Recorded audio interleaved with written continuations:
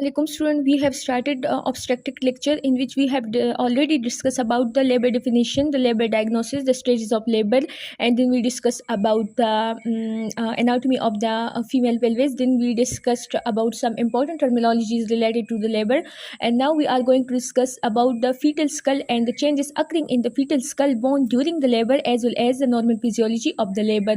So in the fetal skull, the fetal skull is basically made up of two parietal bone, two frontal bone, and occipital bone, and there are some suture in between these bone. The suture between two frontal bone is called frontal suture. The suture between frontal and parietal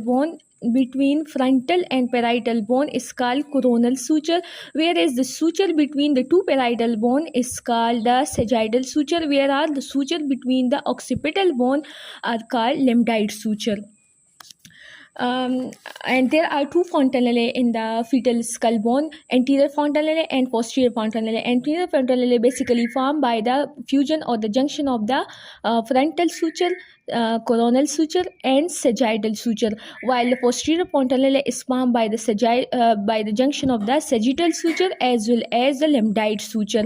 The anterior fontanelle is a diamond shaped area, while the posterior fontanelle is a triangular shaped area.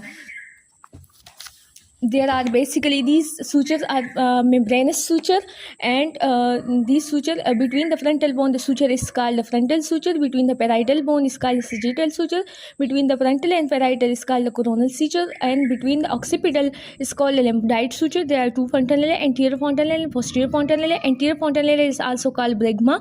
It is formed from the junction of the coronal, sagittal, and frontal suture, whereas the posterior fontanelle is formed by the junction of the sagittal and the lambdoid suture. It is a diamond shaped area and it is a triangular area. The importance of these fontanelle and suture is that these sutures are palpable by pervaginal examination at the time of labor, as well as the other important point about this suture is that these are membranous. So as a result of as they are not fixed, so during the labor the bones can overlap over each other and result in the decrease in the diameter of the fetal head and help in the passage of the fetal head to the birth canal or to the pelvic cavity.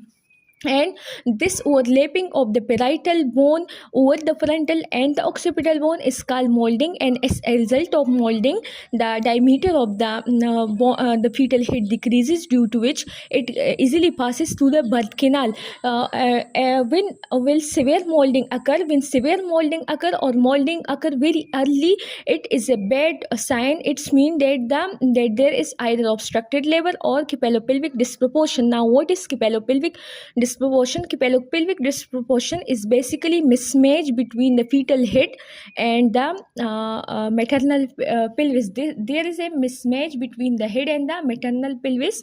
This is called capillopelvic disproportion. Now in normal labor, the presenting part is the vertex. What is vertex? Vertex is the area on the fetal head which is surrounded by the parietal prominence. These are the parietal prominence. These combine and form the vertex area, as well as these coronal sutures and the anterior fontanelle collectively called the vertex of the head. The anterior fontanelle, the coronal suture, and these prominence of the parietal bone form the vertex of the fetus. And at the time of normal labor, this vertex is basically the presenting part of the fetus, and we have already discussed about the presenting part, that is the part which is in relation with the pelvic brim is called the presenting part of the fetus. So when the presenting part of the fetus will be vertex in normal labor, then it will be called as cephalic presentation. If the presenting part of the fetus is buttocks, then the presentation will be called as the breech presentation. The occipit is important for determining the position in the labor. Now what is the position? position is basically the relationship of the denominator on the presenting part of the fetus to one of the pelvic quadrant, and if the presenting part is the vertex, then the denominator on the presenting part will be occipit. That is, occipit will be in relation to the pelvic quadrants. And in normal labor, if the position is occipito anterior position, that is, if the occipit is coming against the symphysis pubis, if the occipit of the fetal head is in the relation with the symphysis pubis, then the position is called occipito anterior position, and this will help in a spontaneous normal vaginal delivery. If the occipital posterior position and occipital transverse position result in prolonged labor or either instrumental delivery, either C-section. Now we will discuss about some diameters, some longitudinal diameter which are presented to the pelvis in the labor.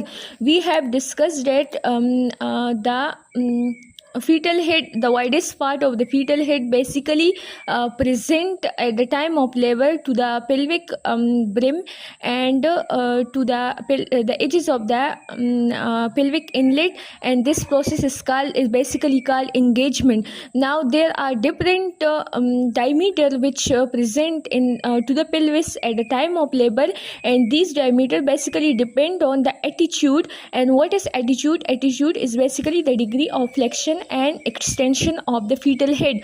Now these diameter are basically important from MCQ's point of view, and MCQs can come over these topics.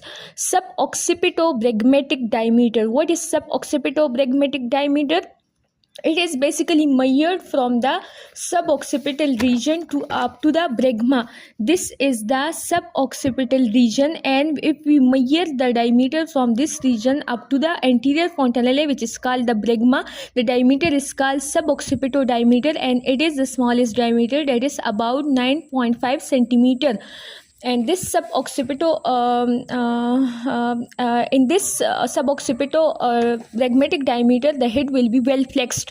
The second diameter is suboccipitofrontal diameter. Suboccipitofrontal diameter is basically measured from the suboccipital region and suboccipital region up to the frontal bone, up to the frontal bone or the forehead. Up to the forehead.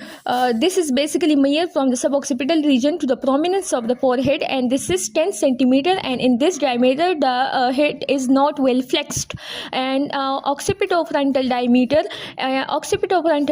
is basically measured from the suboccipital region up to the root of the nose. This is measured from the suboccipital region up to the root of the nose, so its total length is equal to 11.5 centimeter.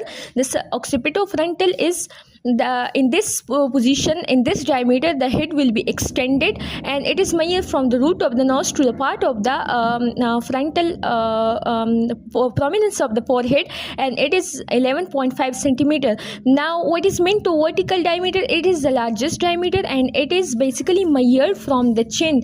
It is basically measured from the chin up to the vertex. This is the vertex, farthest up to the last point of the vertex. This is measured from the chin up to the farthest point of the vertex. So this is the biggest diameter, the largest diameter, and it measures about 13 centimeter.